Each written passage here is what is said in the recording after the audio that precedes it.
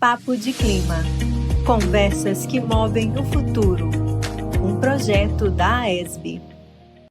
Está no ar o Papo de Clima, uma produção da Associação Brasileira das Empresas Estaduais de Saneamento, a AESB.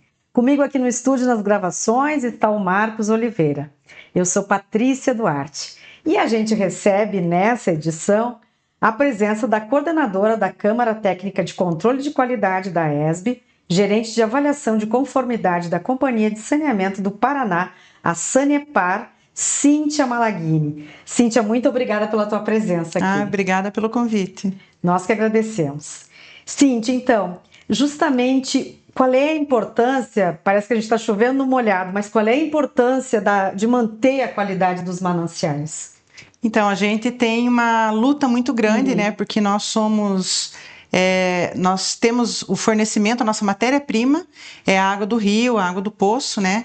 Então, a gente luta por uma água de boa qualidade e, ao mesmo tempo, nós somos o setor que mais polui, teoricamente, né? Porque nós coletamos o esgoto e tratamos, né? Então, nós somos considerados hoje os maiores poluidores, mas nós recebemos essa água para tratar, né?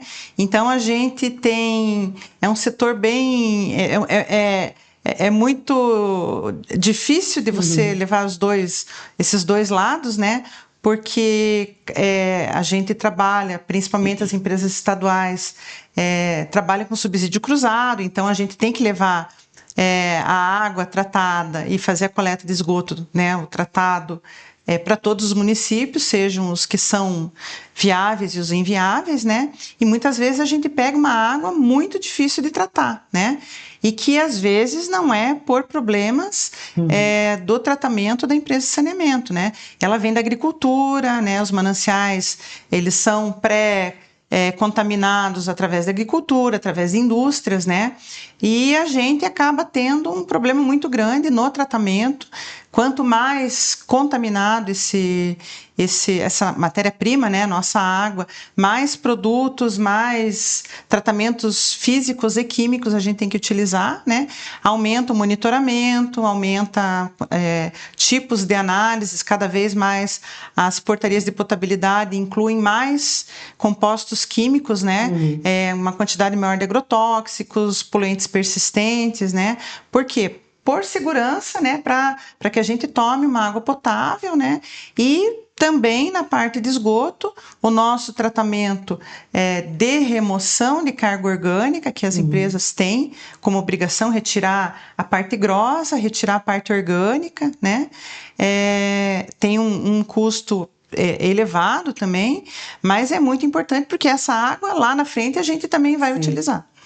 E aproveitando esse gancho, Cíntia, a AESB acompanha ativamente o cenário dessa norma, uma vez que o Ministério do Meio Ambiente, Mudança do Clima e o Conselho Nacional do Meio Ambiente, o CONAMA, conduzem um processo de revisão da resolução CONAMA 430, que propõe modernização e atualização dos parâmetros de controle de poluição hídrica.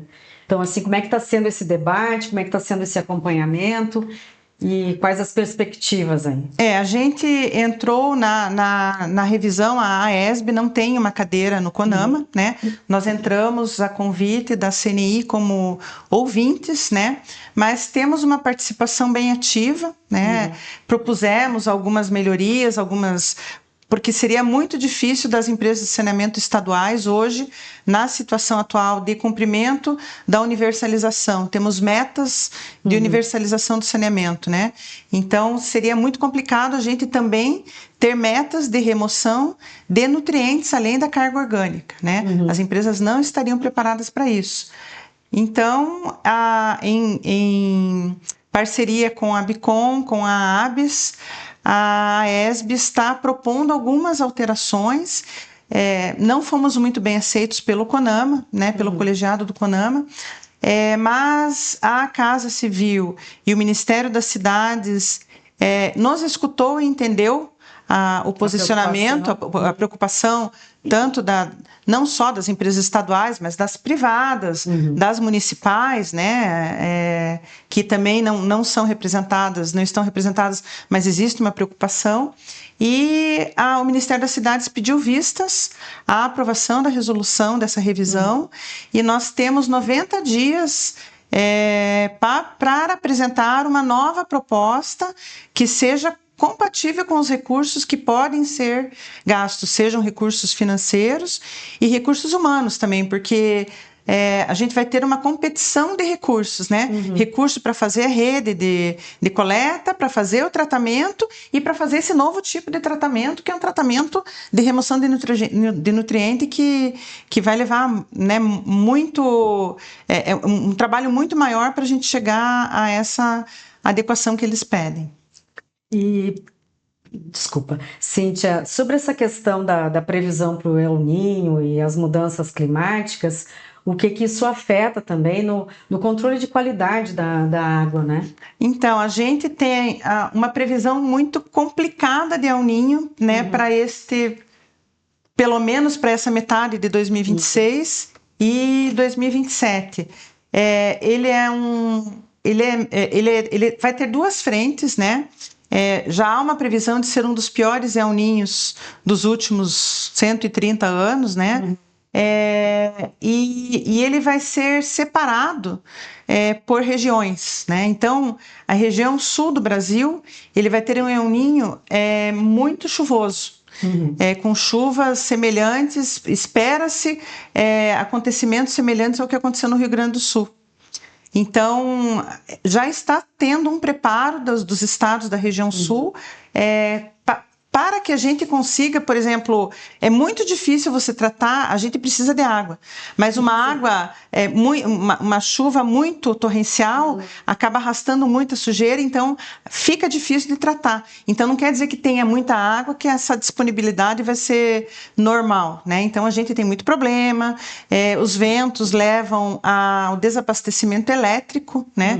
Então a gente acaba não tendo energia elétrica, e se você não tem energia elétrica, a estação de tratamento para, né?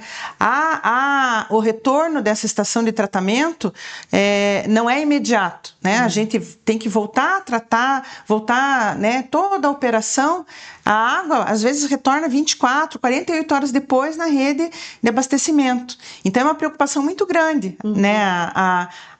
O excesso de chuvas ligado à falta de energia elétrica.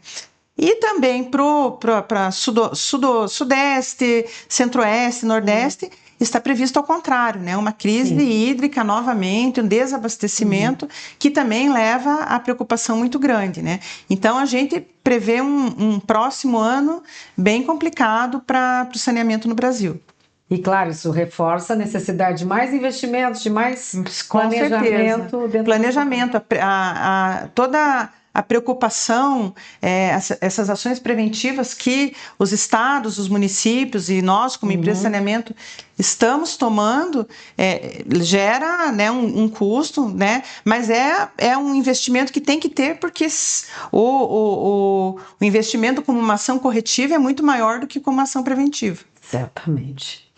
Muito bem. Gostaríamos de agradecer a presença da coordenadora da Câmara Técnica de Controle de Qualidade da AESB e gerente de avaliação de conformidade da Companhia de Saneamento do Paraná, a Sanepar. Cíntia Malaguini, muito obrigada pela tua presença aqui no Papo de Clima. Obrigada a vocês pela oportunidade. Nós que agradecemos.